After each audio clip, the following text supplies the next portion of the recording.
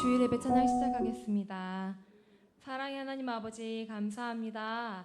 귀한 주일 아침 저희가 주님 앞에 예배드리러 나왔습니다. 이 시간 정말 찬양하며 주님께 나아가오니 주님께서 기뻐 받아 주시옵소서. 하나님 아버지 온전히 주님께만 드리는 정말 영광 돌리는 귀한 예배 될 수 있도록 인도하여 주시옵소서. 감사드리고 예수님의 이름으로 기도드렸습니다. 아멘. 네, 할렐루야. 네, 우리 제일 처음으로 내가 매일 해야 하는 말 찬양하겠습니다.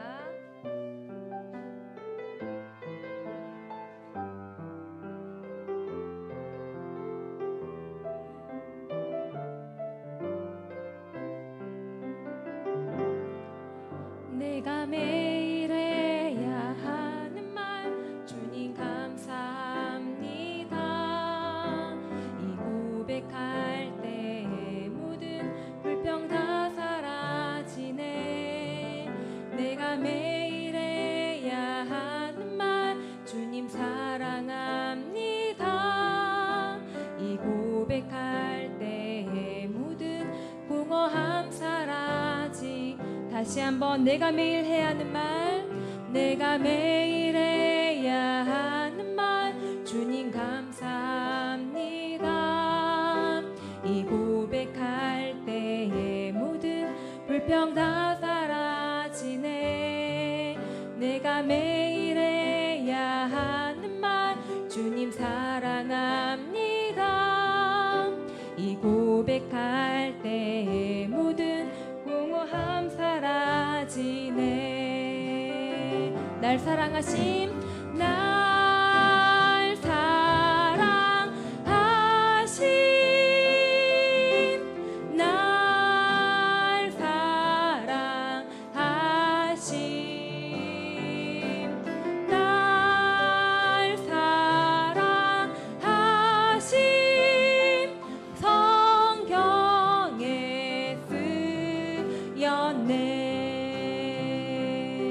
내가 기억해야 하는 것 내가 기억해야 하는 것 주 날 사랑하시네. 이 세상 그 무엇도 그 사랑 끊지 못해. 내가 연약하고 부족해 매일 넘어질 때도 더 귀히 여기사 나를 더욱 사랑하시네. 날 사랑하심 날 사랑하심 날 사랑하심 날 사랑하심 성경에 쓰였네. 다시 한번 내가 매일 해야 하는 말 내가 매일 해야 하는 말 주님 감사합니다. 이 고백할 때의 모든 불평 다 사라지네. 내가 매일 해야 하는 말 주님 사랑합니다. 이 고백할 때의 모든 공허함 사라진 날 사랑하신 날 사랑하신 날 사랑하신 날 사랑하신 성경에 쓰여 날 사랑하신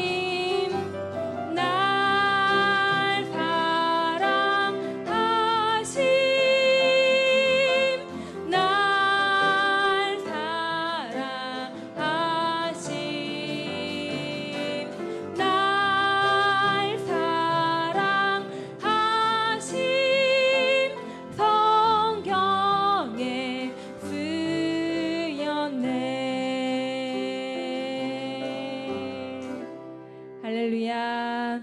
우리 기뻐하며 함께 찬양하겠습니다.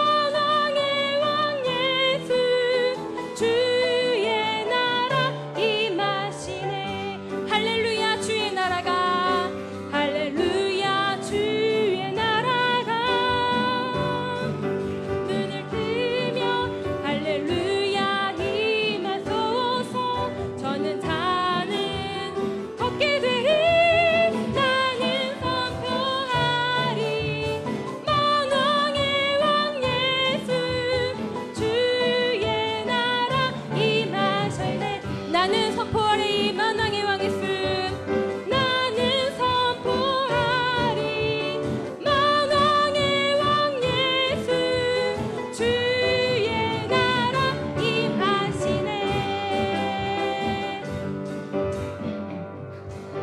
할렐루야. 우리가 매일 정말 주님을 선포하고 정말 주님을 전하는 삶 살기를 원합니다. 네, 마지막으로 성령이 오셨네 찬양하시겠습니다.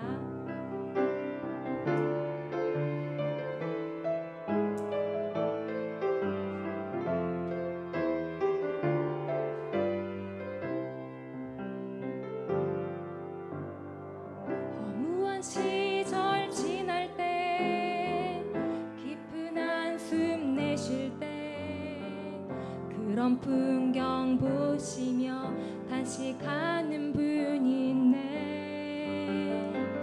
고와 같이 너희를 버려두지 않으리. 내가 너희와 영원히 함께하리라. 성령이 오셨네. 성령이 오셨네. 성령이 오셨네. 내 주에 보내신 성령이 오셨네. 우리 인생 가운데 친히 찾아오셔서 그 나라 꿈꾸게 하시네. 억눌린 자 갇힌 자 억눌린 자 갇힌 자 자유함이 없는 자 피난처가 되시는 성령님 계시네. 주의 영이 계신 곳에 참 자유가 있다네. 진리의 영이신 성령이 오셨네. 성령이 오셨네. 성령이 오셨네. 성령이 오셨네. 내 주에 보내신 성령이 오셨네. 우리 인생 가운데 친히 찾아오셔서 그 나라 꿈꾸게 하시네. 억눌린 자 갇힌 자 억눌린 자 갇힌 자 자유함이 없는 자 피난처가 되시는 성령님 계시네. 주의 영이 계신 곳에 참 자유가 있다네. 진리의 영이신 성령이 오셨네. 성령이 오셨네. 성령이 오셨네. 성령이 오셨네. 내 주에 보내신 성령이 오셨네. 우리 인생 가운데 친히 찾아오셔서 그 나라 꿈꾸게 하시네. 성령이 오셨네. 성령이 오셨네. 성령이 오셨네. 내 주에 보내신 성령이 오셨네. 우리 인생 가운데 친히 찾아오셔서 그 나라 꿈꾸게 하시네. 아멘. 이 시간 예배를 위해서 기도하겠습니다. 정말 찬양처럼 정말 성령님께서 함께 하시니 우리 성령 충만한 예배로 정말 주님께 나아가기로 합니다.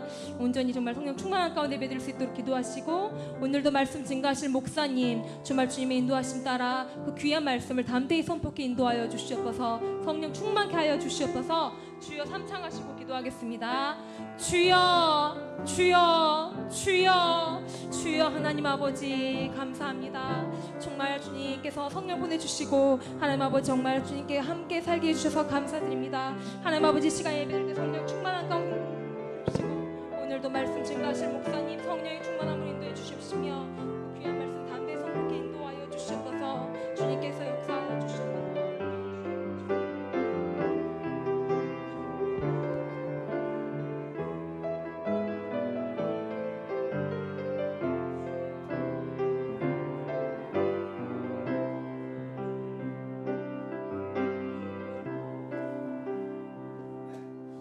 할렐루야.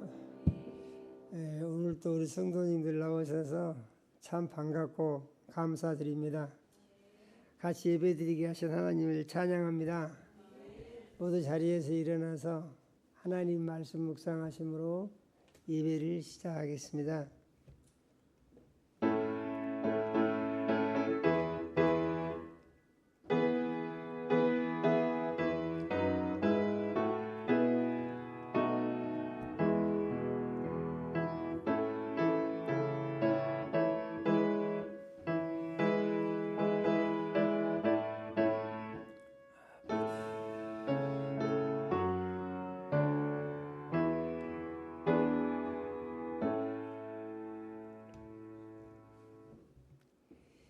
예수님이 말씀하시기를 너희가 내 안에 거하고 내 말이 너희 안에 거하면 무엇이든지 원하는 대로 구하라. 그리하면 이루리라. 너희가 열매를 많이 맺으면 내 아버지께서 영광을 받으실 것이요 너희는 내 제자가 되리라. 아버지께서 나를 사랑하신 것 같이 나도 너희를 사랑하였으니 나의 사랑 안에 거하라. 내가 아버지의 계명을 지켜 그의 사랑 안에 거하는 것 같이 너희도 내 계명을 지키면 내 사랑 안에 거하리라. 내가 이것을 너희에게 이름은 내 기쁨이 너희 안에 있어 너희 기쁨을 충만하게 하려 함이니라. 아멘.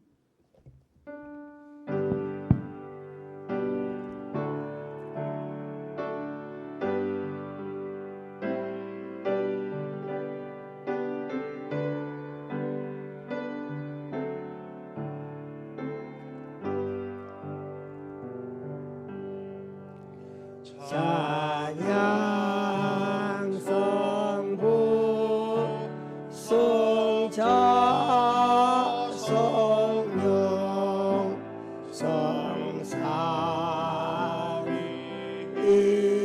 일체께 영원 무궁하기까지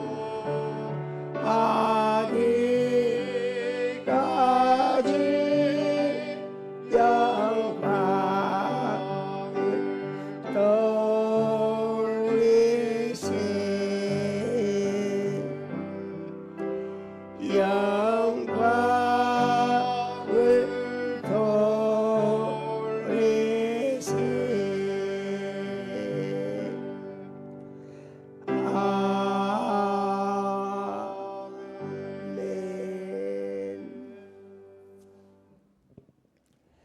영광과 찬송을 세세 무궁토록 받으시기에 합당하신 하나님 우리 아버지,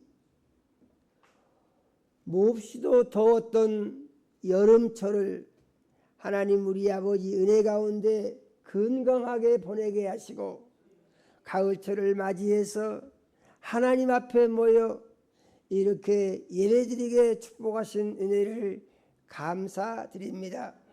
하나님 우리 아버지, 이 시간 대면 예배로 드리게 예수님 피로 사신전에 인도하여 주시고 멀리 있는 곳에서 비대면 예배로 예배드릴 수 있도록 인도하신 은혜를 감사드립니다.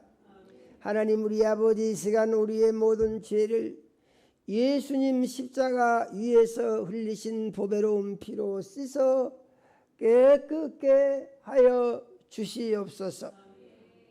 신령과 진정으로 예배하여 살아계신 하나님 우리 아버지 만나게 하시고 성령의 역사하심 따라 선포되는 말씀이 믿음되고 생명양식되며 세상을 이기는 능력이 되게 하여 주시옵소서. 예수님 이름으로 기도드립니다. 아멘. 하늘에 계신 우리 아버지여, 이름이 거룩히 여김을 받으시오며 나라가 임하옵시며 뜻이 하늘에서 이룬 것 같이 땅에서도 이루어지이다.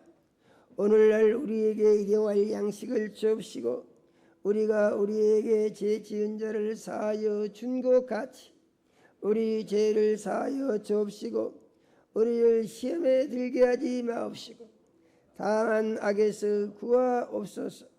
나라와 권세와 영광이 아버지께 영원히 있사옵나이다. 아멘. 네, 자리에 앉으시겠습니다.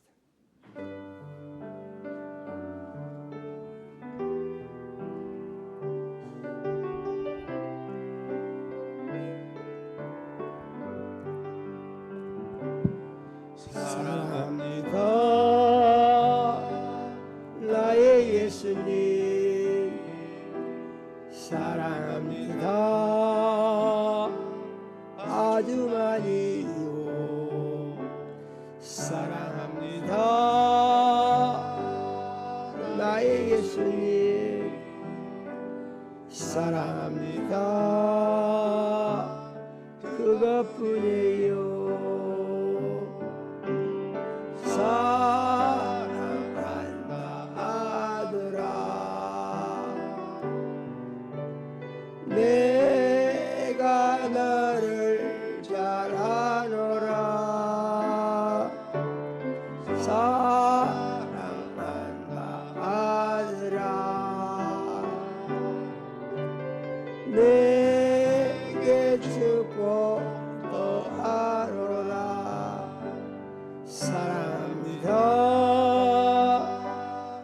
나의 예수님, 사랑합니다 아주 많이요. 사랑합니다 나의 예수님, 사랑합니다 그것뿐이에요. 사랑한다 내 딸아, 내가 너를 잘 아노라. 사랑한다 내 딸아, 내게 축복도 하노라.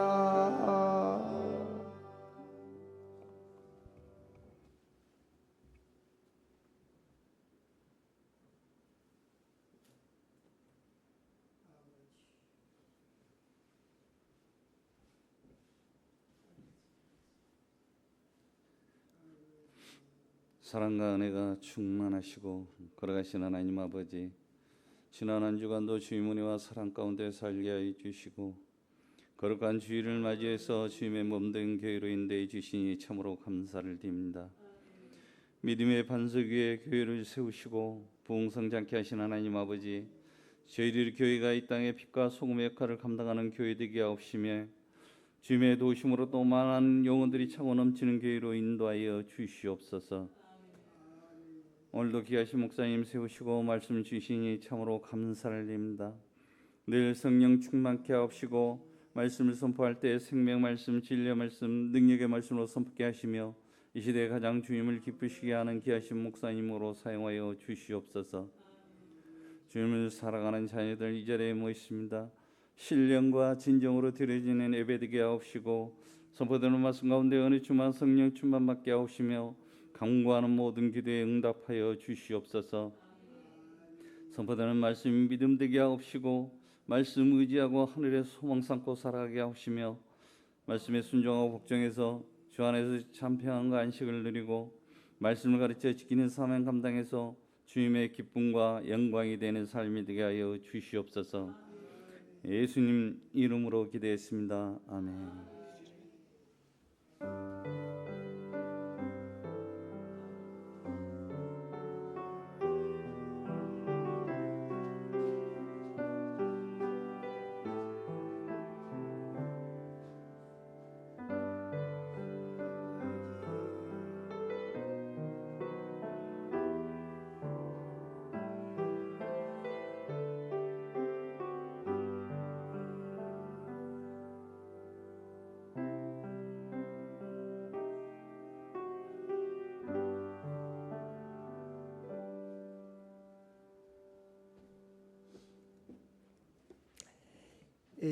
하나님의 말씀을 보겠습니다. 하나님의 말씀은 사도행전 2장 1절에서 4절 말씀을 같이 읽겠습니다. 사도행전 2장 1절에서 4절 말씀을 같이 읽습니다. 오순절 날이 이미 이름에 그들이 다같이 한 곳에 모였더니 호련히 하늘로부터 급하고 강한 바람 같은 소리가 있어 그들이 앉은 온 집에 가득하며 마치 불의 혀처럼 갈라지는 것들이 그들에게 보여 각 사람 위에 하나씩 임하여 있더니 그들이 다 성령의 충만함을 받고 성령의 말하게 하심을 따라 다른 언어들로 말하기를 시작하니라. 아멘. 4절을 언어들을 방언들로 해서 다시 한번 읽겠습니다. 4절만 읽습니다. 그들이 다 성령의 충만함을 받고 성령이 말하게 하심을 따라 다른 방언들로 말하기를 시작하니라. 아멘. 하나님, 우리 아버지, 거룩한 주일에 사랑하는 자녀들을 불러 모으시고 찬양과 경배를 드리게 하시며 종을 세우시고 말씀 선포하게 하신 은혜를 감사드립니다. 우리 주의 보혜사 성령님, 이 시간 역사하셔서 말씀 가르치고 증거하실 때 우리를 진리 가운데 인도해 주시며 예수님 이름이 홀로 영광을 받아 주시옵소서. 우리 주의 보혜사 성령님, 말씀 듣는 모든 자녀들의 심령에 은행해 주시어서 하나님 우리 아버지 마음의 문이 열리게 하시고 귀가 들리게 해주시며 마음속에 깨달음이 있게 해주시고 믿음을 새롭게 해주시며 큰 은혜가 임하게 하시고 영광을 받아 주시옵소서. 예수님 이름으로 기도드립니다. 아멘. 옷을 좀 벗겠습니다.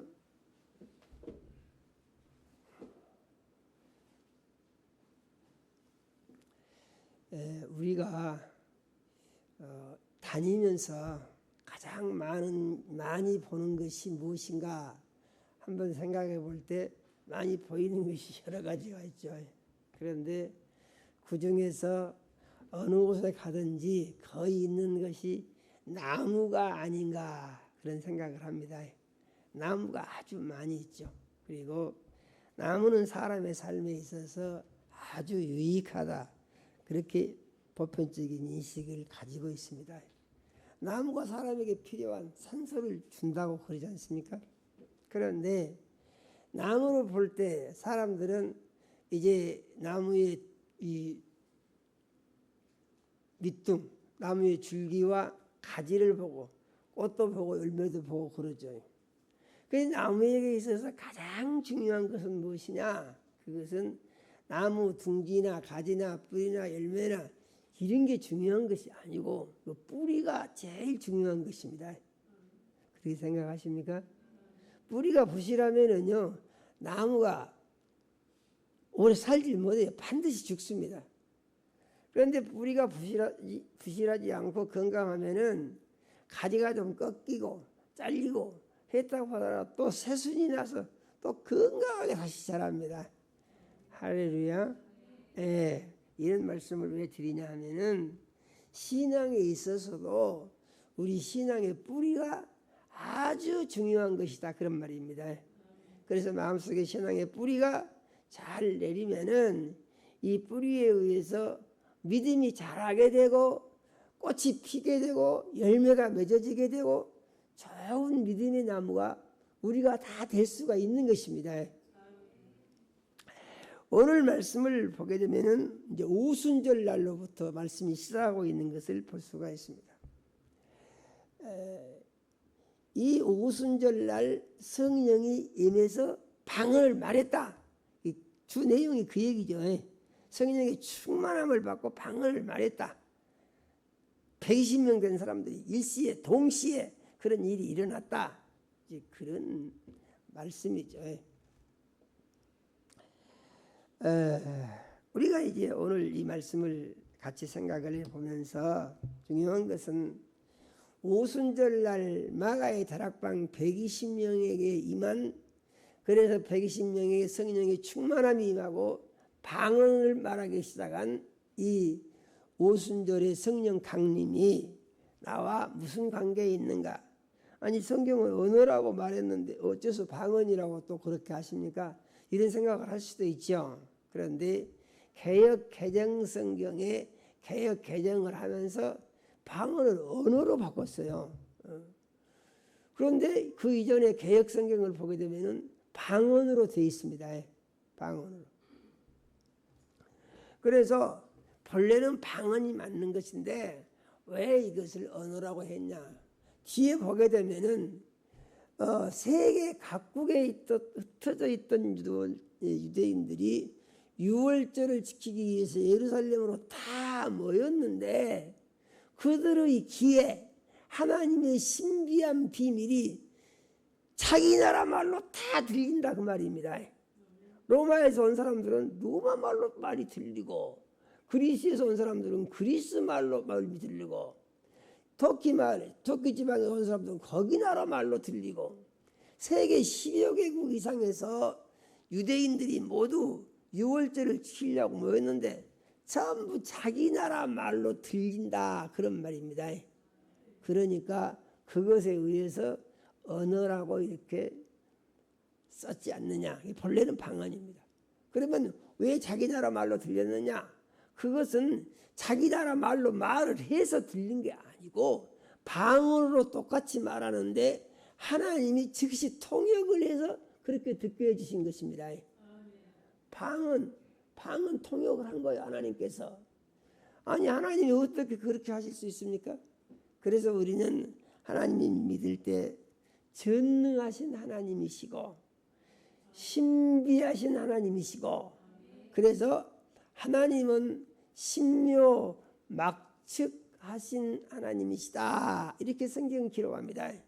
신기하고 묘하고 측량할 수가 없는 하나님. 그래서 우리는 이 하나님을 어떻게 한다고요? 하나님이 말씀하시면은 아멘이요 믿습니다. 제가 그렇게 하겠습니다. 이렇게 따라가는 것이 이것이 복이 된다고 성경은 가르쳐 주신 것입니다. 오순절 날이 뭐냐 하는 것인데 오순절 날은 그 두 가지 해석이 있습니다. 하나는 구약의 오순절이 있어요. 그리고 신약의 오순절이 있습니다. 그러면 구약의 오순절은 무엇이냐 하는 것인데 6월절 날로부터 49일 되는 날 그러니까 50일째 되는 날을 오순절이라고 하고 이 절기를 77절이다. 그러니까 이 6월절로부터 49일이 돼서 50일에 이르는 날 그래서 77절이다. 이렇게 절기를 말하기도 합니다. 그것은 어떻게 됐냐 하면은 이스라엘 백성이 하나님께서 이스라엘 백성을 해방시키는데 저는 이제 하나님을 늘 생각을 해보거든요. 생각을 해보면은 참 신기하신 하나님이시다. 이 생각밖에 안 들어요. 그러면서 또 무슨 생각이 드느냐 하면 이 놀랍고 좋으신 사랑의 하나님을 이 세상에 살면서 모르고 살다가 죽었다고 하면은 얼마나 억울했을까, 이 생각을 저절로 들어요. 이 생각이. 그러면서 감사한 것이 뭐냐면은 이 하나님을 바로 알고 하나님을 가르치며 하나님을 위해서 살 수 있는 기회를 주신 것을 생각을 하면은 또 그 감사가 어떻게 말로 다 할 수 없습니다. 그야말로 무한이죠. 경험에 의하면은 하나님의 말씀을 가리켜서 그 말씀을 믿음으로 받아 하나님 말씀대로 살라고만 하면은 하나님의 약속이 다 이루어지더라, 그런 말입니다. 할렐루야요. 그래서 이제 6월절로부터 50일째 되는 날, 그러면 6월절이 무엇이냐? 우리가 아는 바와 같이 늘 듣습니다. 하나님의 말씀은 늘 반복해서 듣고 중요한 것은 반복해서 생각을 해야 됩니다. 그리고 반복해서 그렇게 살아야 돼요. 그 어떻게 그렇게 해야 되냐? 우리가 숨 쉬는 것처럼 그렇게 믿음 생활을 해야 우리 영혼이 잘 되도록 되어 있는 것입니다. 오순절 날이 하나님께서 벌써 아브라함에게 말씀하시죠. 네 백성이 이방의 객이 되어 400년 동안 종살이 할 것이다. 하나님이 아브라함에게 이 예언을 하십니다. 아니 뭐 종살이 해가지고 뭐 좋은 게 뭐 있어요? 종살이 해가지고. 그런데 하나님은 그러한 역사적 과정을 통해서 하나님의 높고 위대하심을 모든 이스라엘 백성들이 보고 하나님을 부인할 수 없게 만드신다는 거예요. 놀라운 일입니다.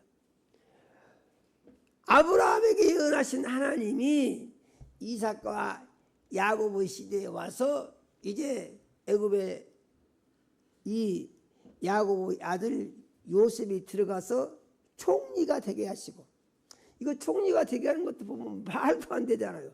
종으로 팔려간 사람이 그 나라의 총리가 된다. 이거 말이 됩니까? 종으로 팔려갔어. 어떻게 종으로 팔렸어?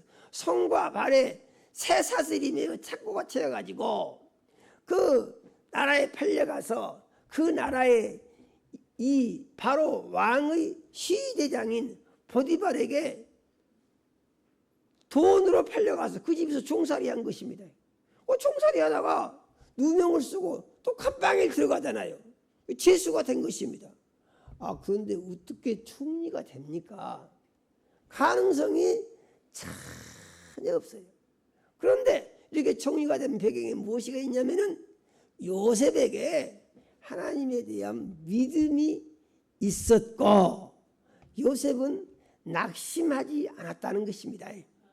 그래서 우리는 이러한 사실을 통해서 우리가 세상을 살면서 우리의 삶 중에 어떠한 고난과 역경이 있고 문제가 있고 어려움이 있다고 하더라도 우리의 믿음이 변치 않고 유지가 되며 하나님에 대한 소망이 살아있으면 하나님께서 반드시 약속을 이루신다는 것을 성경이 우리에게 보여주고 있는 것입니다. 그러므로 우리는 믿음을 가질 때 내가 변치 않는 믿음, 낙심하지 않는 믿음, 하나님의 말씀을 붙들고 말씀을 소망 삼고 그 말씀만을 위해 살려고 하는 의지 있는 믿음이 내게 있는가, 우리는 늘 확인을 해야 됩니다. 일상생활 가운데 생각 중에 늘 확인을 해야 돼요. 하나님께서 이스라엘 백성 해방시키는 계획을 세우시는데 9가지 재앙을 내려도 바로가 끄떡 안 합니다. 하겠다. 그래갖고 또 번복합니다. 약속을 절대 안 지키죠. 그런데 마지막에는 하나님께서 어떻게 하시느냐, 바로의 혼을 빼버린다는 얘기죠. 혼을 빼버려요. 정신이 없이 만들어버립니다. 그 사건이 무엇이냐, 하나님 이스라엘 백성에게 명령을 하시죠. 양을 잡아서 그 피를 문설주와 임방에 바르고 그 방 안에서 지팡이를 짚고 허리띠를 띠고 신발을 신고 쓴 나무를 고기를 구워서 먹고 밤새 거기서만 있어라. 그러고 명령을 하시니까 이스라엘 백성 그대로 하는 겁니다. 중요한 것은 그대로 하는 거예요. 양을 잡아서 문설주와 임방에 바르고 그 안에서 쓴 나무를 먹으면서 양의 고기를 먹으면서 이제 지팡이를 짚고 신을 신고, 이것은 뭐예요? 즉시 출발할 수 있는 준비를 하는 거예요. 신앙은 뭐냐? 신앙은 즉시 행동할 수 있는 준비된 신앙이 되어야 됩니다. 할렐루야예요. 이게 중요한 것이죠. 그러고 있어요. 그런데 하나님께서 그 밤에 죽음의 신을 하늘에서 내려보냅니다. 우리는 그거 알아야 돼요. 마귀만 사망의 신이냐? 그렇잖아요. 하나님에게도 죽음의 신이 있어요. 그걸 안 쓰실 분이시죠. 하나님은 그걸 안 쓰시고 복만 주시려고 하는 것입니다. 나중에 그것을 쓸 때는 언제입니까? 마귀에 속한 자들을 다 죽여 멸하실 때 하나님이 또 그걸 사용하시는 거예요. 그래서 하나님을 우리가 생각할 때 전능하신 하나님이시고, 하나님은 사랑의 하나님이시고, 하나님은 두려우신 하나님이시다. 이렇게 우리가 믿어야 됩니다. 사랑의 하나님만 생각하면은 많은 사람들이 교만에 빠질 수 있는 문제가 있는 거예요. 그런데 두려운 하나님을 생각하게 되면은 좋기도 한데 겁도 난다 그 말입니다. 그래서 마음대로 하고 싶으면은 그 두려운 하나님을 생각할 때 떨면서라도 복종을 해야 한다는 얘기죠. 할렐루야. 예. 이스라엘 백성은 하나님이 하라는 대로 하고 있습니다. 바로한테는요, 하나님이 아무 말씀도 안 하세요. 그리고 죽음의 신을 쓱 보내니까 죽음의 신이요, 문설주와 임방에 피가 없는 집으로는 딱 들어갑니다. 거기 들어가면은 장자가 반드시 죽습니다. 어떻게 죽냐면 하고 비명한 문지르면 그걸로 끝이요. 그래갖고 누구도 죽냐면은 바로의 하나밖에 없는 아들이 하더니 그냥 죽어버립니다. 보니까 바로 아들이 죽어버렸어요. 왕의 적정이 끊겼습니다. 아무리 흔들어도 숨도 안 쉽니다. 대책이 없어요. 그러니까 바로가 모세를 불러서 다 데리고 나가라 합니다. 다 데리고. 큰일 났잖아요. 하룻밤새에 나라가 지금 망했습니다. 장자가 다 죽었잖아요. 놔두면은 나중에 뭔 일이 터질지 어떻게 하겠습니까? 두려움이 엄습을 것이죠. 다 데리고 나가라. 이스라엘 백성이 뭐라 합니까? 애국 사람들한테. 야, 니기들 금폐물로 내놓고 은폐물로 내놓고 다 내놔라 그럽니다. 그러니까요, 이것들이 정신이 나가가지고 그 은폐물을 다 줍니다. 그러니까 이스라엘 백성이 400년간 종살이를 하고 나올 때 어떻게 나왔냐? 부자가 돼서 나왔어요. 할렐루야. 부자가. 그럼 이스라엘 백성을 어떻게 부자가 되게 해주셨냐고? 하나님이 해주신 것입니다. 그래서 우리는 하나님의 전능하심을 믿어야 됩니다.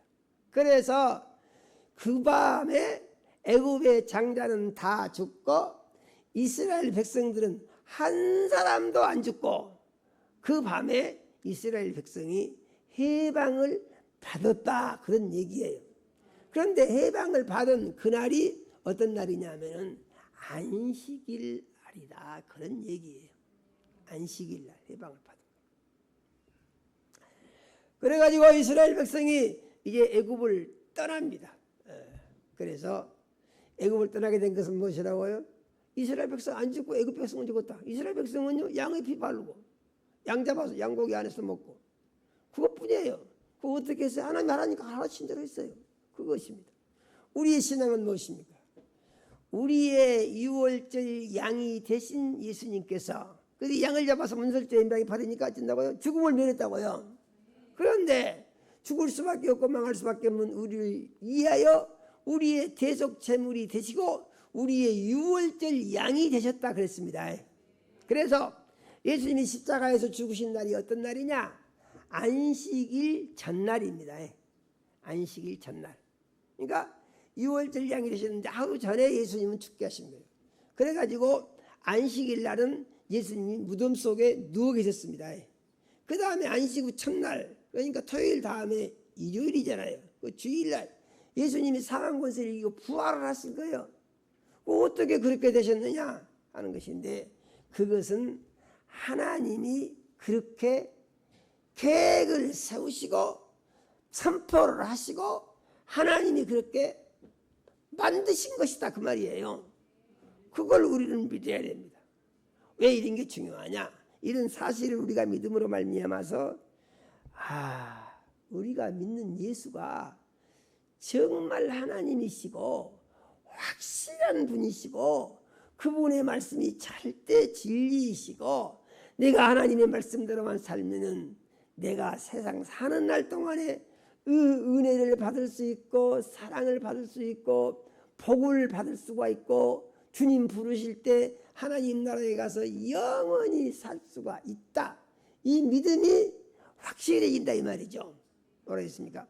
나무의 뿌리가 튼튼하면은 가지가 줄기가 견고하고 잎사귀가 청청하고 열매를 맺는 것과 같이 우리의 믿음의 뿌리가 이렇게 잘 정리가 되면은 믿음의 삶은요 기쁘게 나타난다는 것입니다. 할렐루야요. 기쁘게 나타나. 어떻게 살면 돼? 믿음대로만 살면 돼.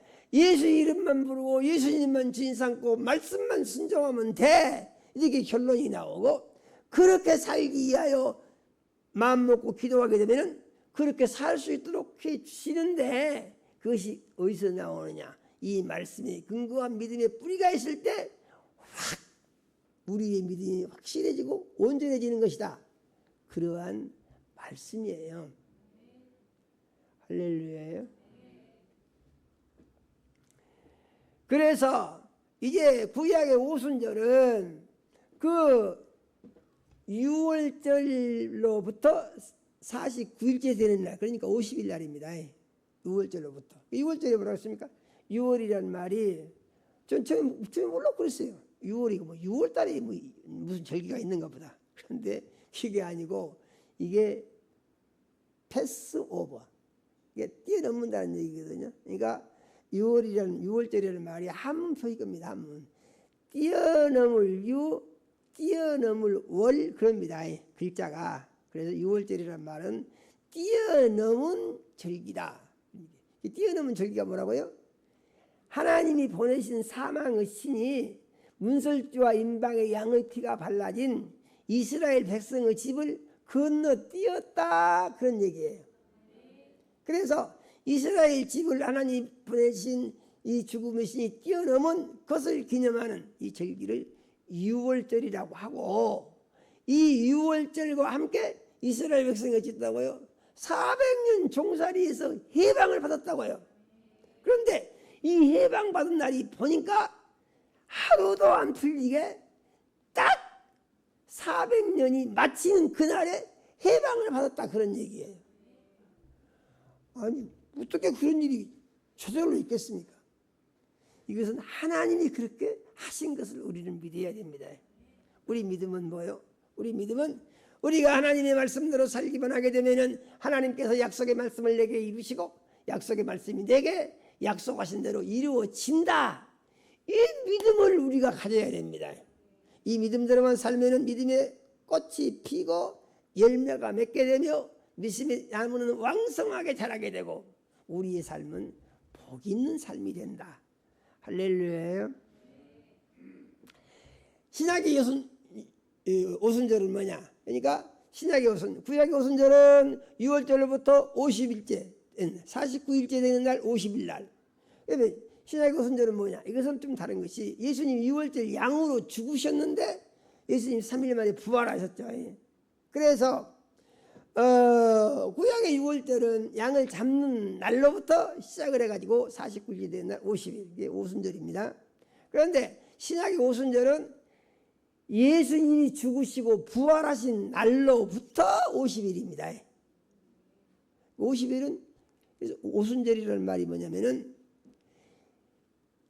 열흘이 5번째 되는 날이다, 그런 얘기예요. 오순절이 5호자 열흘 순자 그렇게 쓰거든요. 그래서 50일째 되는 날, 그래서 예수님이, 신약의 오순절은 예수님이 부활하신 뒤 50일째 되는 날, 또 이 날은 어떤 날이냐면은 예수님이 부활하시고 40일째 되는 날 하늘로 올라가셨는데 하늘로 올라가신 지 열흘째 되는 날, 그 50일째 되는 날이죠. 성령이 내려오셨다 이런 얘기입니다. 할렐루야. 그러면 이 성령은 갑자기 내려온 것이냐? 그게 그렇지가 않고 예수님이 성령 보내주실 것을 미리서 다 예언을 하셨다는 것이에요. 그리스도인들은 하나님의 말씀을 보고 깨달음이 있어야 되는데 하나님은 어떤 일을 행하심에 있어서 갑자기 행하신 것은 단 한 가지도 없어요. 예언이 없이 행하신 것은 무엇입니까? 창조 사역, 그것만 예언이 없이 행하신 것입니다. 사람을 만들어 놓으신 뒤로부터는 사람에게 먼저 예언을 하신 것인데 맨 먼저 하나님이 사람에게 하신 예언이 무엇이냐 하는 것인데 사람을 창조하실 때 하나님이 만드신 모든 것을 다 주시면서 그것을 다스리고 관리하라고 그랬습니다. 그러니까 모든 것 사람한테 다 주신 거예요. 그런데 이 사람이 주신 다음에 지켜야 할 것이 있는데 뭐냐면은 선악과는 먹지 마라 이렇게 금지 명령을 내리신 것입니다. 그래서 처음부터 사람을 만들어 놓고 해라 하지 마라 두 가지가 돼 있어요. 그러니까 율법도 똑같죠. 해라 하지 마라. 복음도 그래요. 이렇게 하면은 복을 받는다. 하나님이 사랑하신다. 이렇게 하면 하나님이 싫어하셔. 복을 못 받고 고통에 빠질 수가 있어. 하지 말어. 이런 것입니다. 성경은 계속해서 그렇게 진행이 되고 있어요. 그런데 이제 하늘로 올라가신 예수님이 올라가시기 전에 미리서 죽음을 예언하시고 부활을 예언하시고 그 다음에 뭘 예언하셨냐? 성령이 오실 것도 예언하셨다는 얘기죠. 그러면 성령이 오실 것에 대해서 어떻게 예언하셨는가? 한번 읽어보겠습니다. 요한복음 14장 15절에서 18절을 같이 한번 읽어보겠습니다. 너희가 나를 사랑하면 나의 계명을 지키리라. 내가 아버지께 구하겠으니 그가 또 다른 보혜사를 너희에게 주사 영원토록 너희와 함께 있게 하리니 그는 진리의 영이라. 세상은 능히 그를 받지 못하나니 이는 그를 보지도 못하고 알지도 못함이라. 그러나 너희는 그를 아나니 그는 너희와 함께 거하시며 또 너희 속에 계시겠습니다. 내가 너희를 고아와 같이 버려두지 아니하고 너희에게로 오리라. 아멘요. 성령이 오신 것은 무엇을 의미하느냐? 성령이 오신 것은 육신으로 오셨던 예수님이 죽은 자 가운데서 부활하고 하늘로 올라가시면은 아버지께 구하겠다고 그랬어요. 또 다른 보혜사를 주십시오. 또 다른 보혜사라고 하는 것은 무엇을 의미하느냐면은 첫 번째 보혜사는 아버지의 영이 예수님에게 들어오신 이게 첫 번째 보혜사입니다. 또 다른 보혜사는 두 번째 보혜사인데 이 보혜사는 어떤 보혜사냐면은 아버지의 영이 예수님께 들어와 사람이신 예수님 속에 아버지가 함께 하시면서 사람이신 예수님을 통하여 아버지의 모습을 온 세상에 보여준 그것이 두 번째 보혜사의 모습인 거예요. 그러니까 두 번째 보혜사가 예수님의 영으로 이 세상에 오신 것은 첫 번째 보혜사는 아버지의 영이 예수님 속에 들어오셔서 아버지 일을 하셨고 그것은 예수님의 공생애를 말하는 것입니다. 그런데 두 번째 보혜사는 예수님이 속에 예수님의 몸속에 아버지가 들어오셔서 아버지의 일을 예수님이 하신다 그 말입니다. 그러니까 아버지의 일을 예수님이 아버지랑 같이 하시는 것이죠. 그래서 두 번째 보혜사는 어떤 보혜사냐? 아버지의 영과 아들의 영이 같이 계시는 것. 이 두 번째 보혜사예요. 이 또 다른 보혜사입니다. 그럼 이 보혜사가 들어와 가지고 뭘 하시느냐 하는 것인데 이 보혜사가 들어오시게 되면은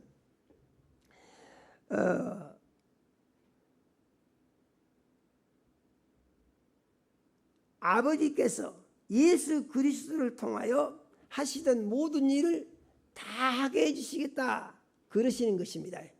그래서 아버지께서 예수님을 통하여 하시고자 하시는 일들 그게 뭐냐? 하나님의 모습을 보여주시는 것, 이적과 기사와 표적과 능력을 행하시고 죽은 자를 살리시고 문둥이를 깨끗하게 하시고 모든 문제를 다 해결해 주시는 놀라우신 하나님의 능력을 예수 그리스도를 통하여 하나님 보여주신 것입니다. 그런데 이 일을 두 번째 보혜사, 또 다른 보혜사 예수님의 영이 오셔가지고 이 세상에 있는 사람들이 이제는 그 일을 하게 하신다는 것이에요. 사람들이. 그러니까 성경을 보면은요, 이건 정말 놀라운 일입니다. 우리가 상상도 할 수 없는 일을 하나님은 믿으면 너도 할 수 있다, 해봐라 그러신 것입니다. 믿음은 무엇이냐? 우리의 머리로는 생각으로는 상상도 할 수 없는 일을 하나님이 내게 할 수 있다고 하셨구나 하고 받아들이는 것이에요. 받아들이는 것. 자기 생각으로는 받아들이지 못합니다. 그럼 어떻게 해야 되느냐? 그래서 예수님이 말씀하시죠. 그 받아들이는 방법. 누구든지 나를 따르려거든 자기를 부인하고 자기 십자가를 지고 나를 따를 것이니라 하시고, 이제 사도행전 1장 8절에 보게 되면은 이 성령이 임하시게 되면은 권능을 받고 예루살렘과 온 유대와 사마리아와 땅 끝까지 내 증인이 되리라 하셨습니다. 그러니까 이 성령 받은 사람들은 다 예수님이 증인이 될 수가 있다고요. 예수님이 증인이 될 수가 있다는 것은 예수님이 하신 말씀을, 복음을 전할 수가 있고, 예수님이 하신 능력을 행할 수가 있고, 예수님이 죽은 자를 살리는 것 같이 살릴 수도 있고, 병든 자를 고칠 수도 있고, 그래서 이러한 모습들을 하나님께서는 베드로와 바울 사도를 통해서 많이 보여주셨습니다. 할 수 있다는 것을 이루고 보여주신 거예요. 그런데 이 예수님이 보혜사 성령은 무엇이냐면은 예수님이 오신 것이다 그랬습니다. 그래서 내가 너희를 고아와 같이 버려두지 아니하고 너희에게 오리라. 18절 말씀이 그런 거예요. 그러니까 우리가 성령 받으면은 우리 안에 예수님이 들어오시고, 예수님이 들어오신 것은 살아계실 때 예수님이 내 안에 들어와 계시다, 이렇게 우리가 믿어야 된다 그 말이에요.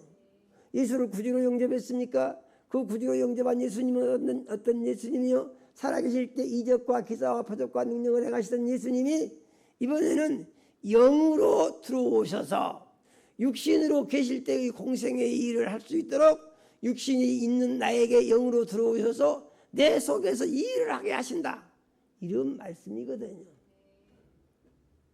할렐루야. 참 신기합니다. 그런데 거듭 말씀드린 바와 같이 우리는 우리 생각을 버렸을 때 말씀을 믿음으로 받을 수가 있고, 내 머리로 생각해 보면은 계속 고개가 갸우뚱거려져 가지고요, 이거 참 믿기가 어렵습니다. 그래서 우리는 어떻게 된다고요? 우리는 죽어야 한다고요. 그래서 예수님이 우리가 가르쳐주신 가장 복음의 핵심이 뭐냐? 이 죽어야 산다는 것입니다. 내가 죽어야 예수가 살고, 내 생각이 죽어야 믿음의 생각이 살고, 세상 것이 죽어야 하늘의 것이 살고, 육신의 것이 죽어야 영의 것이 살고, 정해져 있는 것입니다. 이걸 어떻게 뒤집어서 바꿀 수 있어요? 그건 아무도 못 바꿉니다. 왜냐하면은 하나님께서 영의 세계의 법칙을 우리에게 알려주시고, 그대로 살면은 네가 그대로 된다, 이렇게 말씀하신 것이에요. 우리는 이 믿음 안에서 해방을 받고 자유를 얻으며 승리할 수 있는 영화로운 삶을 살게 된다, 이렇게 믿어야 합니다. 그러면은 이 성령이 이 오순절 마가의 다락방에 들어오시는데 어떤 자들에게 들어오냐에 대해서 다시 한번 설명을 해줍니다. 요한복음 10장 19절에서 21절 말씀을 같이 한번 읽어 보겠습니다. 같이 읽습니다. 조금 있으면 세상은 다시 나를 보지 못할 것이로되 너희는 나를 보리니 이는 내가 살아있고 너희도 살아있겠습니다. 그날에는 내가 아버지 안에 너희가 내 안에 내가 너희 안에 있는 것을 너희가 알리라. 나의 계명을 지키는 자라야 나를 사랑하는 자니 나를 사랑하는 자는 내 아버지께 사랑을 받을 것이요 나도 그를 사랑하여 그에게 나를 나타내리라. 아멘. 성경이요, 이 복음에 대해서 잘못된 이해가 뭐냐면은 계명, 율법 그건 다 구약의 것이고 그런 거 지킬 필요 없고 우리는 믿기만 하면 된다니까. 지금 복음에 주된 내용이 거의 이렇게 정리가 돼가지고 교회들에서 그걸 반복해서 선포합니다. 우리는 율법하고 상관이 없어. 계명 상관없어. 우리는 그때 믿기만 하면 돼. 그런데 성경은요 그렇게 말하지 않습니다. 우리는 그래서 믿을 때 어떻게 믿냐? 믿을 때 우리는 성경대로 믿어야 됩니다. 어떻게 믿어요? 성경대로 믿어요. 누가 하는 말이 참 달콤하다. 성경대로 믿으면 약속이 이루어지는데 성경대로 안 믿으면 자기 기분은 좋고 마음은 좋을지 모르지만은 영적 전투에 승리가 없고 하나님의 약속이 안 이루어진다 그런 얘기예요. 말씀대로 믿으면은 영적 전투에 승리가 있고 약속의 말씀이 이루어지는 것을 경험한다는 얘기죠. 마음이 평안해지고 새 힘이 생기고 하늘의 소망이 있고 기쁨이 넘치고 그러면서 기도가 응답되는 것을 경험하는 삶을 살게 된다. 우리가 믿어야 됩니다. 그런데 이것은 왜냐? 이것을 받을 수 있는 자격은 하나님을 사랑해야 된다. 하나님을 사랑하는 방법은 무엇이냐? 하나님 계명을 지켜야 된다. 할렐루야예요. 계명을 지켜야 된다. 계명을 지켜야 한다는 것은 말씀에 순종하며 살아야 된다. 그런 말입니다. 사람들은요 다 자기 생각이 있습니다. 예수 믿고 구원을 받아서 감사합니다. 옛사람은 예수님이 십자가에 못 박고 죽으신 것을 내가 믿음으로 내가 예수와 함께 십자가에 못이 박혀 죽고 나는 부활하신 예수와 연합하여 새 사람이 되었습니다. 늘 이렇게 우리가 생각을 하면서 살아야 돼요. 그런데 이렇게 늘 이 생각만 하고 사니까 자기 생각이 다 없어져 버리냐? 또 그러진 않습니다. 그렇게 아무리 반복해서 생각을 해도 자기 생각이 불쑥불쑥 나온다 이 말이죠. 그러면 그리스도인은 무엇이냐? 불쑥 튀어나오는 자기 생각을 이 생각이 나니까 이게 참 맞은 것 같다 이게 하는 게 아니고 항상 말씀에다가 대본다는 얘기죠. 그래서 말씀은 무엇이냐면은 말씀은 이제 그 본래의 본과 같고 본래 모습이 말씀입니다. 그 다음에 자기 생각은 뭐냐면은 새로 만들어진 무엇이에요. 그런데 우리가 새로 만드는 것은 항상 무엇에 맞게 만들어야 되느냐? 하나님이 우리가 가르쳐주신 삶의 원칙에 맞게 우리는 생각이 만들어져야지. 우리가 속에서 별 생각이 난다고 하더라도 하나님의 말씀과 다른 생각이 나게 되면은 그게는 무엇이냐? 거기 마귀 역사가 붙어 있는 것이다. 이렇게 정리를 해야 됩니다. 할렐루야예요. 이런 부분이 힘들죠. 이런 부분이. 무슨 생각이 났어. 그 생각은 전에부터 내가 많이 했던 생각이야. 내게 깊이 뿌리 내린 생각이야. 나는 그 생각이 좋아. 나는 그 생각이 습관이 돼 있는 사람이야. 나는 그런 사람이야. 이렇게 다 정리가 돼 있어요. 타고난 성질이 그래 나는 안 된다니까 이런 거예요. 그런데 예수 믿고 구원받은 뒤로는요 어찌 된다고요? 이것을 부인해야 된다고요. 부인해야 돼. 자기 생각이 하나님의 말씀과 딱 맞으면은 부인을 안 해도 되겠죠. 하나님의 말씀과 딱 맞으니까 얼마나 좋습니까? 그런데 하나님의 말씀과 다른 생각이 나오면 이거는 부인을 해야 된다고요. 그래서 예수님이 말씀하신 게 누구든지 나를 따르려거든. 예수 믿는 데 있어서 가장 기본적으로 지켜야 수칙이 바로 그것입니다. 자기를 부인하고 그 다음에 자기 십자가를 지라고 했죠. 자기 십자가를 지고 나를 따를 것이니라. 할렐루야예요. 십자가를 지라고 했어요. 십자가. 아니 왜 십자가 지라고 합니까? 편하게 따르면 안 됩니까? 십자가를 지라는 것은 믿음으로 살려고 하면은 힘든 것이 있는데 그 힘든 것은 뭐냐? 자기와의 싸움이 힘든 거예요. 그래서 자기와 싸움에 승리하기 위해서는 이 하나님의 말씀을 예수 그리스도께서 십자가를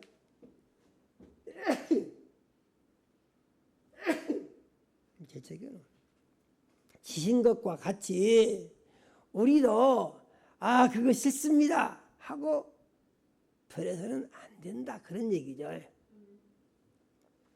그런 그 일화가 있습니다. 어떤 사람이 십자가가 너무 커서 무겁다고 예수님에게 십자가를 줄여주라고 그랬대요. 그러니까 예수님이 십자가를 줄여줬답니다. 그랬더니 그 사람이 이것도 너무 무거워요. 더 줄여주세요. 그래서 또 십자가를 더 줄여줬답니다. 그러니까 이 사람이 또 더 줄여주라고 그러더래요. 아주 가볍게 해가지고 또 더 줄여줬답니다. 그런데 이제 세상 끝날이 와가지고 하나님 나라 갈 때가 됐는데 보니까 요단강을 건너가는데 이것은 일종의 예화입니다.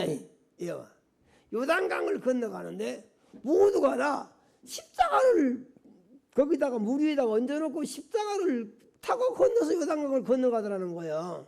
사는 사람들은 보니까 큰 십자가를 요단강에다 탁 띄워놓으니까 그 위에 타고 있어도 아예 가라앉지도 않고 든든하게 잘 건너가더라는 얘기입니다. 근데 자기 십자가를 보니까 조그만 해가지고 이거 뛰어나봐야 그 위에 올라오면 그냥 가라앉아 버려요. 그래서 요단강을 못 건너갔다. 그런 예화가 있는데 이 예화가 좀 그럴싸하다고 생각합니다. 저는. 우리 성도님들은 어떻게 생각하십니까? 이는 우리가 편하고 좋은 것만 좋다고 하면 안 된다 그런 얘기예요. 이런 마치 음식을 먹을 때 자기 입에 맞는 것만 먹으면 건강상에 문제가 생기는 거라고 이게 이치가 비슷한 것입니다. 그래서 우리는 하나님의 말씀을 받을 때에 자기를 부인해야 되고 십자가를 지고 가야 된다. 할렐루야예요.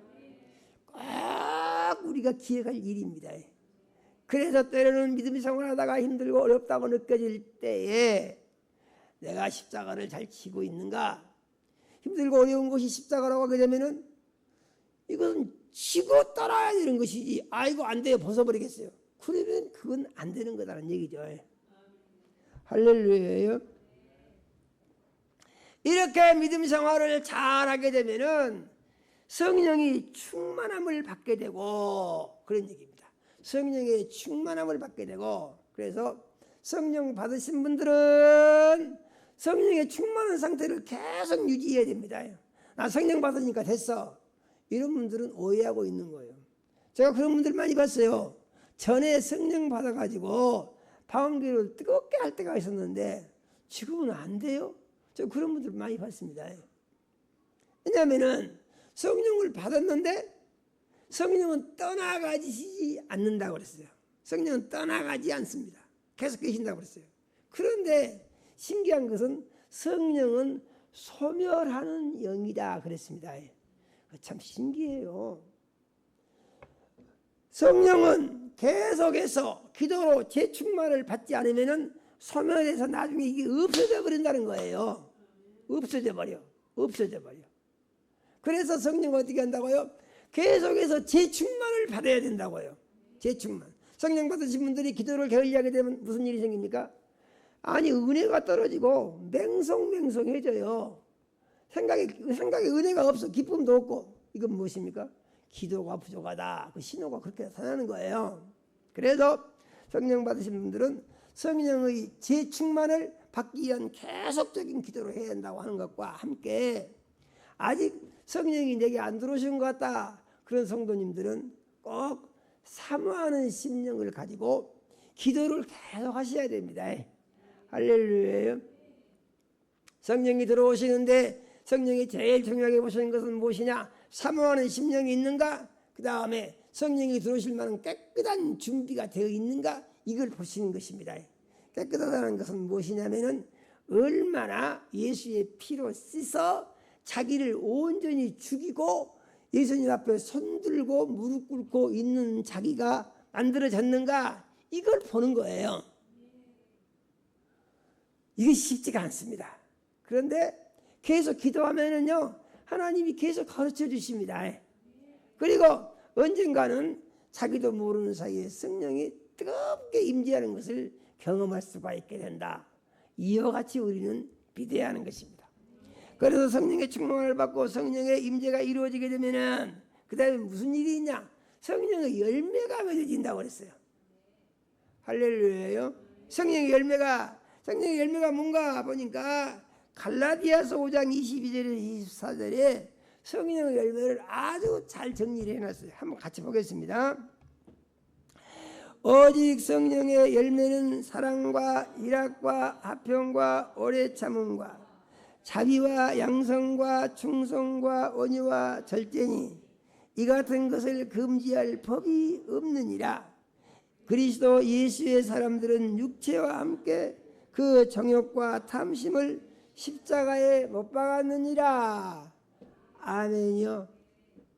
육체의 정욕, 육체의 탐심 이런 것을 예수 믿은 사람들은요 십자가에다가 다 못을 박아 버렸대요.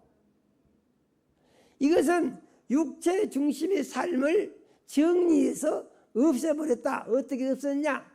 예수님이 십자가에 죽으신 것과 같이 나도 예수와 함께 십자가에 못 박혀 죽어서 정욕과 탐심을 십자가에다 못을 박아서 없애버리고 내게는 무엇만 있냐?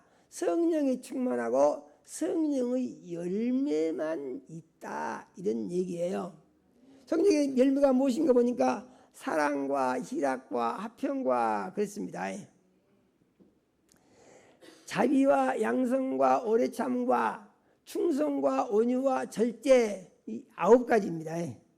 성령의 열매는 9가지인데 이것을 꼭 암기를 좀 하시면 좋을 것 같아요. 성령의 열매. 그래서 성령 충만함 받았다. 그러면은 자기에게 성령의 열매가 있는가를 늘 봐야 됩니다. 성령의 열매가 열려야 된다고요? 안 열려야 된다고요? 열려야 된다고요. 성령의 9가지 열매가 열려야 된다고요. 사랑이 있어야 되고 기쁨이 있어야 되고 화평이 있어야 되고 오래 참을 수 있어야 되고 다른 사람들을 좋게 보는 것. 자비는 다른 사람들을 좋게 보는 것입니다. 좋게 보는 것.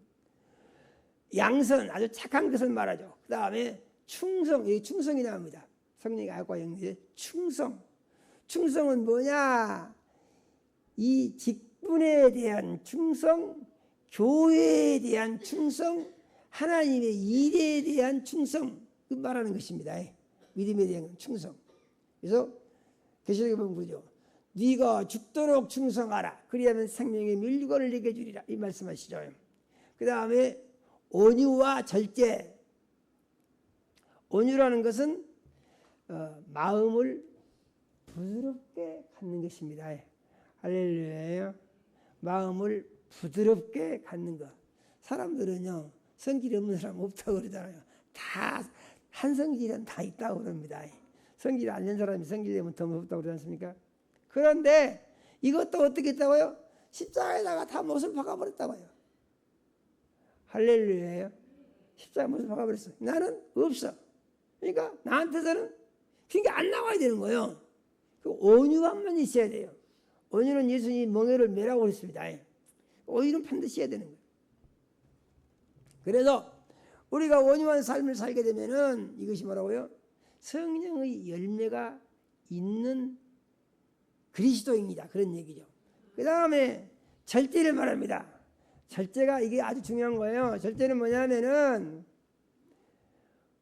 모든 삶의 전체를 하나님의 말씀의 굴레로 매서 그 말씀에 맞게 산다.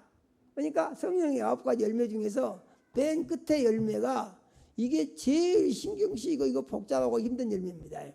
그러니까 자기 삶의 모든 것을 하나님의 말씀으로 전부 굴레를 씌워서 그러니까 그리스도인들은 어떤 사람들이요? 자기 마음대로 사는 사람이 아니에요. 자기 하고 싶은 대로 자기 성질대로 자기가 옳다고 생각하는 대로 자기 주장대로 자기 철학대로 자기 습관대로 이렇게 사는 사람이 아니라는 얘기죠. 그리스도인들은 어떻게 사는 사람이냐? 예수의 십자가를 지고 하나님의 말씀에 굴레로 얽매여서 주님을 위해서만 사는 사람이다. 그런 얘기죠. 사람들은 이런 말을 듣게 되면 답답하게 생각할 수가 있는데요. 아니 하나님은 왜 그렇게 부당하고 힘든 요구를 하십니까? 사람들이 이렇게 생각하면서 싫다 일 수 있어요. 그런데 그것은 하나님이 우리를 사랑하신 최고의 사랑의 표인 것인데 그 말씀은 어디에 근거라고 주시냐면은 우리를 살리기 위하여 자기 아들을 유월절 양이 되게 하셔서 우리 죄를 대신 지고 목숨 걸고 죽게 하신, 그래서 아들의 생명을 주고 나를 살리신 그 하나님이 내게 복 주시려고 가르치신 말씀이다. 할렐루야요.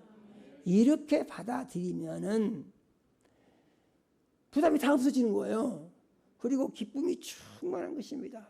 아, 자기 아들을 죽여서 나를 살리시기까지 나를 사랑하신 하나님께서 내가 하나님이 약속하신 복을 다 받도록 하기 위해서 이렇게 살라고 가르쳐 주셨구나. 할렐루야요. 그래서 그 말씀을 생각해 보니까 이 말씀은 참 감사한 말씀이구나, 은혜로운 말씀이고 복 있는 말씀이구나, 이렇게 생각을 하고, 주님 나를 위하여 죽으셨으니 나는 주님을 위하여 죽기를 원합니다. 그러므로 내가 죽고 예수가 살아서 성령의 충만함을 받고 성령의 9가지 열매가 날마다 삶 가운데 맺어지는 복 있는 그리스도인으로 살기를 원합니다. 이와 같이 다짐하시기를 예수 이름으로 축원합니다. 하나님 우리 아버지, 이 시간 우리 사랑하시고 생명 말씀 주셔 감사드립니다. 우리 집에 보혜사 성령님 역사하셔서 하나님 우리 아버지 예수 믿고 우리가 구원을 받았으니 성령을 받게 하시고 성령의 충만함을 받게 해주시며 성령의 9가지 열매가 맺게 해주시고, 그러므로 하나님 우리 아버지께서 기뻐하시는 성령의 열매 있는 그리스도인으로 살게 하여 주시고 우리의 삶이 하나님께 기쁨이 되고 영광을 높여드릴 수 있도록 우리에게 은혜를 내려주시고 축복하여 주시옵소서. 예수님 이름으로 기도드립니다. 아멘.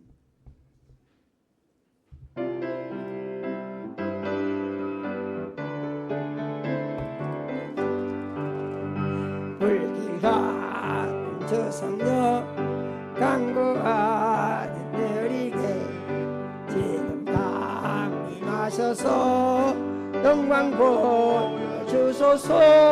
성령 위여 임하사 우리 영의 소원을 만족하게 하소서. 기다리는 느리게 불러 충만하게 하소서. 재단 부리에 우리 몸과 영혼과 우리 가진 모든 것 지금 바치옵니다. 성령이여 임하사 우리 영의 소원을 만족하게 하소서. 기다리는 우리에게 불러 충만하게 하소서.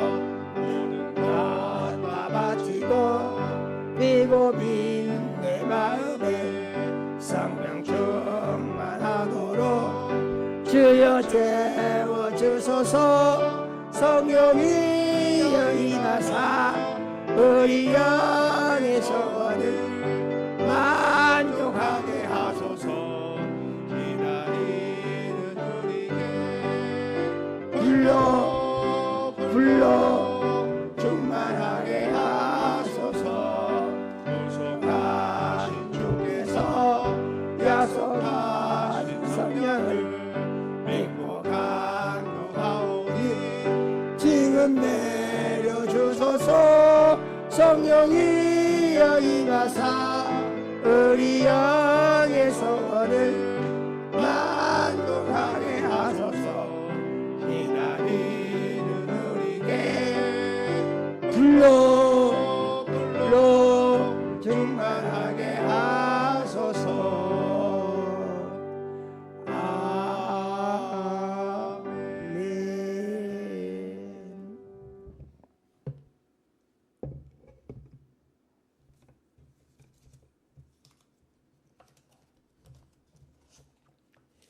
하나님 우리 아버지, 사랑하는 자녀들이 주의 은혜로 산 것을 물질로 고백하여 10의 1조 드렸습니다.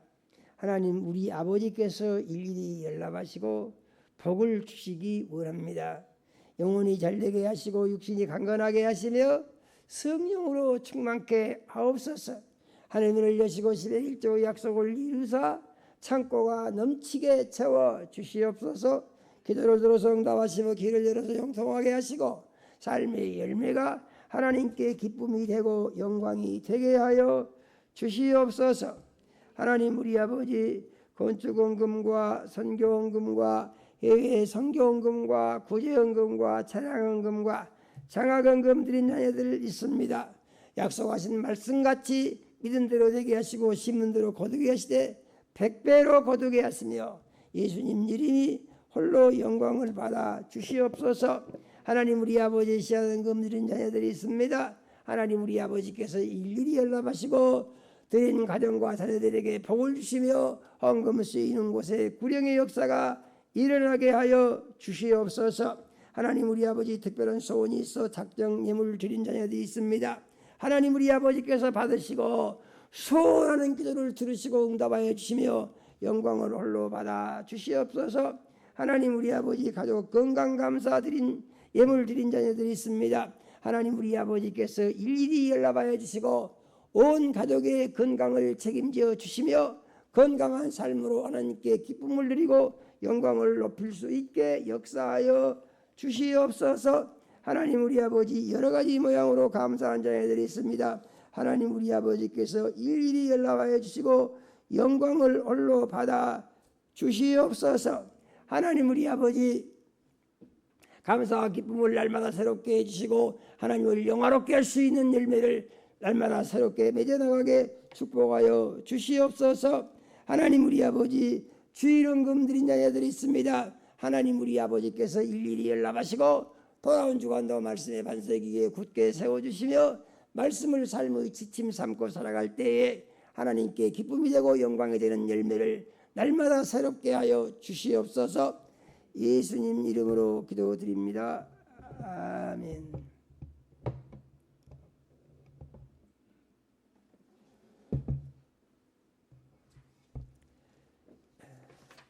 예, 광고를 드리겠습니다. 어제 처음으로 지역 전도를 시작했습니다. 기도해 주신 모든 성도님들과 참여해 주신 모든 성도님들께 감사를 드립니다. 앞으로 우리가 이제 지역 전도에서 열매를 맺게 해주시도록 그 기도를 많이 해야 될 것 같습니다. 앞으로 매주 토요일은 이렇게 이제 계속해서 그 같은 시간에 전도를 할 계획입니다. 10월 6일 주일은 점심 식사 후 오후 시간에 성경 퀴즈 데이를 합니다. 퀴즈 내용은 나눠드린 성경 암송 구절과 요한복음에서 할 예정입니다. 힘써 기도하시고 준비하셔서 모두가 주인공이 되시기를 바랍니다. 10월 12일 토요일에 수종가족 가을 소풍을 가려고 합니다. 장소는 아순 고인돌 공원 가을꽃 축제 장소로 갈 예정입니다. 이에서 기도해 주시기 바랍니다. 만약 교패가 안 붙여진 성도님들은 그동안에 경황이 없어가지고 신경을 못 썼는데요. 교회 입구 빌경대 위에 교패가 있습니다. 갖다가 붙이시면 좋을 것 같습니다. 조일수 집사님이 건설 안전기사 시험에 합격하셨습니다. 감사드리고 영광입니다. 우리 하나님께 영광의 박수 한번 올려드리겠습니다.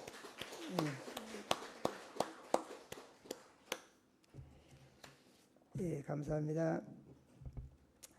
다 같이 자리에서 일어나서歌颂 찬양 드림으로 오늘 예배를 마치겠습니다.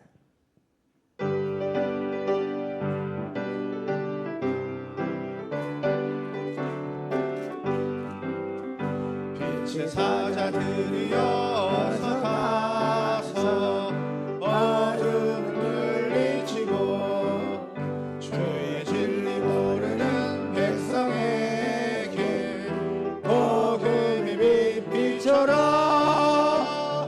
빛의 사자들이여 복음의 빛 비춰라. 죄로운 마음 밝게 비춰라. 빛의 사자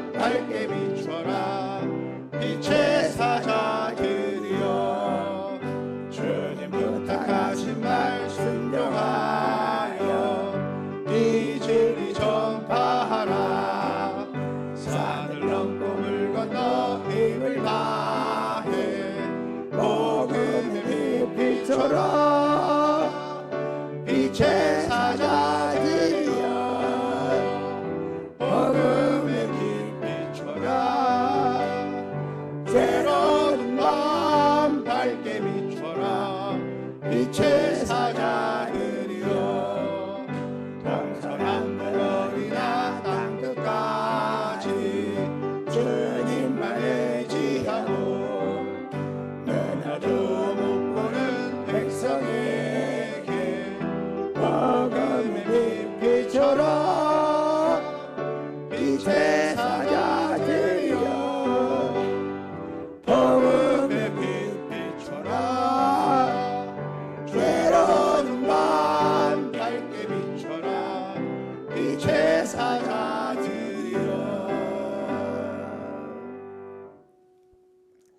이제는 속히 오실 우리 구주 예수 그리스도의 은혜와 하나님 우리 아버지 극진하신 사랑과 성령의 감동하시고 교통하심이 오늘 예배에 나와서 생명의 말씀을 듣고 주님 내가 성령 받고 성령의 충만함을 받아서 하나님 우리 아버지께서 기뻐하시는 성령의 열매 있는 삶, 자기를 부인하고 자기 십자가를 지고 주님을 따르며 정과 욕을 십자가에 못 박고 탐심을 십자가에 못 박고 성령의 열매만 맺어 하나님께 기쁨을 드리고 하늘의 소망에 있으며 주님의 기쁨으로 가득한 그리스도인의 삶을 살기를 원합니다.